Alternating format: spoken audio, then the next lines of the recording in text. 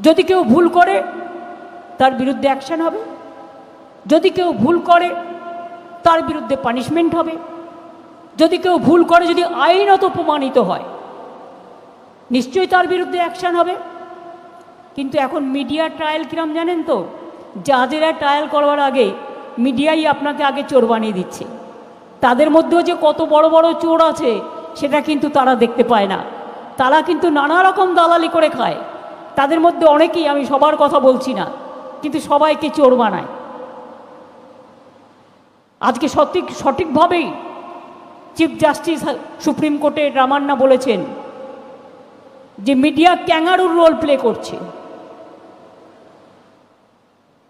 বাচ্চা না জন্মাতেই অন্নপ্রাশনের দিন ঠিক। ওরা চায় বাংলায় কিছু হবে না, শুধু বদনাম করো। আমি এসব প্ল্যানিং জানি। 21 তারিখে বড় মিছিল করার পরে 22 তারিখে কোনো ঘটনা ঘটলে নিশ্চয়ই ঘটনা আপনি অ্যাকশন নেবেন। মধ্যরাত্রে কেন, ভোর 5টায় কেন, এতগুলো সব একদিনে সব পেয়ে গেলেন? ববি বলছিল সকাল থেকে আমার পাড়ায় ঘুরে বেড়াচ্ছে আর সবাইকে জিজ্ঞেস করছে আমার বাড়ি কোনটা। আরে আমার বাড়িতে সবাই চেনে, আয় না। একটাই কাজ, মানুষকে মুড়িতে জিএসটি, লস্যিতে জিএসটি, দইয়ে জিএসটি, মাথার চুলেও জিএসটি, পাউডারেও জিএসটি, স্নোতেও জিএসটি, কাপড়েও জিএসটি, নকুলদানাতেও জিএসটি, বাতাসাতেও জিএসটি, হাসপাতালে ভর্তি হলে বেড ভাড়াতেও জিএসটি, মরে গেলে কত জিএসটি, মরে গেলে কত জিএসটি। আজকে এইভাবে যেখানে প্রয়োজন আছে এজেন্সির করুক, আমার কোনো আপত্তি নেই। এজেন্সির নামে অন্য দলের পারসেপশন খারাপ করে নিজেরা টাকা লুটে দেশটাকে লুঠেরায় পরিণত করে দিয়েছে। মনে রাখবেন, এটা দেশের পক্ষে ভালো নয়। আর কথা বলতে গেলেই সব সাসপেন্ড, আর প্রতিদিন কোর্টে কেস পড়ে আছে। কেস কতদিন ধরে, আমি বিচারকদের মিটিংয়ে বললাম 100 বছর ধরে, 150 বছর ধরে কেস পড়ে আছে। সেই কেসগুলো তো আগে সামলানো দরকার। কাজ নেই, কিছু নেই, পিলের ওপরেও জিএসটি আছে না, তাই রোজ গিয়ে পিল করছি, নয় পিল করছে নয় পুল করছি, এবং আর কোনো কাজ নেই। 3-4টে এজেন্সিকে দিয়ে গভর্নমেন্টকে জব্দ করাও, স্তব্ধ করো। মহারাষ্ট্র ভেঙেছি, ছত্তিশগড় ভাঙব, ঝাড়খণ্ড ভাঙব, বাংলা আমাদের হারিয়ে দিয়েছে, বঙ্গালকেও ভি ভাঙব। আমি বললাম অত সস্তা নয়। বাংলা ভাঙতে গেলে রয়্যাল বেঙ্গল টাইগারকে আগে লড়ো, বাংলায় ভাঙতে গেলে কুমিরকে আগে লড়ো, বাংলাকে ভাঙতে গেলে সত্যিকারের সিংহকে আগে লড়ো, বাংলাকে ভাঙতে গেলে হাতিমাকে লড়ো, হাতি সুরের সাথে লড়ো, এমনকি পারলে নেংটি ইঁদুরের সাথেও লড়ো। তাতেও বাংলা ভয় পাবে না। বাংলা যদি ভয় পেত, রবীন্দ্রনাথ ওইভাবে বললি লিখতে পারতেন না। ব্রিটিশদের কত অত্যাচার ছিল, কিন্তু এই অত্যাচার ছিল না। আমি শুনেছি অনেকের কাছে। রবীন্দ্রনাথ ঠাকুর, দেশবন্ধু চিত্তরঞ্জন দাস, নেতাজি সুভাষচন্দ্র বোস কত লড়াই করেছেন, স্বামী বিবেকানন্দ, রামকৃষ্ণ থেকে শুরু করে, কিন্তু এই ত্রাস কখনো ছিল না। আগে বাচ্চারা ঘুমোলে মা গান গাইতো, ছেলে ঘুমালো পাড়া জুড়ালো বর্গি এলো দেশে। আর এখন সকালবেলায়, এখন আর আপনার মধ্যরাত বলে কিছু নেই। হঠাৎ রাত 2টোয় কেউ ডাকবে, তখন মা আবার গান গাইতে শুরু করবেন আপনাকে জাগাবার জন্য। ছেলে ঘুমালো তাড়াতাড়ি, আর ঘুমোস না, জেগে ওঠ রে, ঘরের সামনে দুয়ারে কারা দেখে নে রে। কারা না তো ছেলে ঘুমালো পাড়া জুড়ালো বর্গি এলো দেশে না, ছেলে ঘুমালো পাড়া জুড়ালো গব্বর এসছে দেশে। তাড়াতাড়ি ঘুম থেকে ওঠ, নইলে তোর জীবন যাবে শেষে। এই হয়ে গেছে আজকে অবস্থা।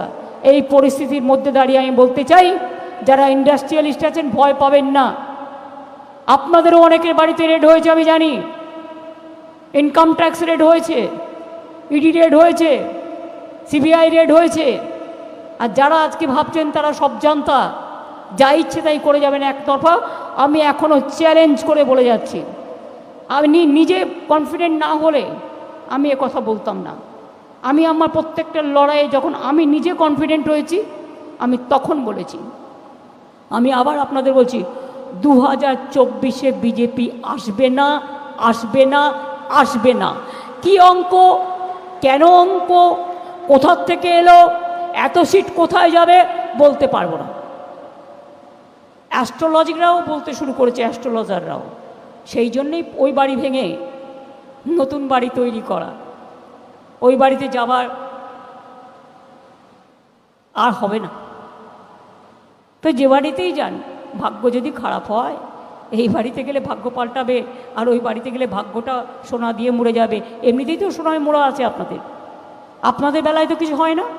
করতে বলেছে, বিরোধীদের বেলায় অতি সক্রিয়, আর নিজেদের বেলায় একেবারে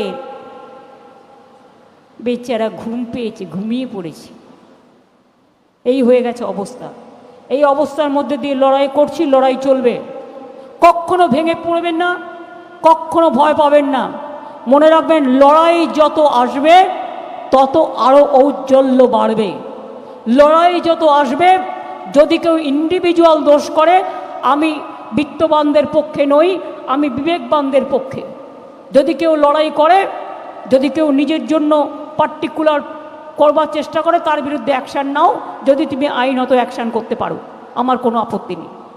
কিন্তু বিত্তবান মানে আমি তাদের বলবো না, কেউ ইনকাম করে খেটে খুঁটে তৈরি করে। এরকমও তো দেশে প্রায় 1.6 লোক চলে গেছে দেশ ছেড়ে, ইন্ডাস্ট্রিয়ালিস্টরা। এর রেকর্ডও আমার কাছে আছে।